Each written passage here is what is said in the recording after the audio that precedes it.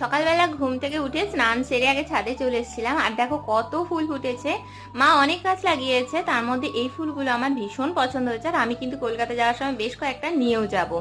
আর এদিকে দেখো আমাদের সামনেই রয়েছে একটা বড় পুকুর, তাই ভিউটা কিন্তু বেশ ভালো লাগে। তারপর একসাথে ফুল তুলে নিয়ে চলে এসেছি ঠাকুর ঘরে। আর সব ফুলগুলো কিন্তু ওখান থেকে তুলিনি, মাও কিছু নিয়ে এসেছিল। আর এদিকে কিন্তু প্রসাদগুলো রেডি করেছি, মানে ফল বাতাসাগুলো সমস্ত কিছু কেটে গুছিয়ে নিয়েছি। আজ ছিল সংক্রান্তির পুজো, তাই ওদিকেও সমস্ত জোগাড় সেরে এসেছি। তারপর আলপনা দিয়ে এবার বসবো পুজো করতে।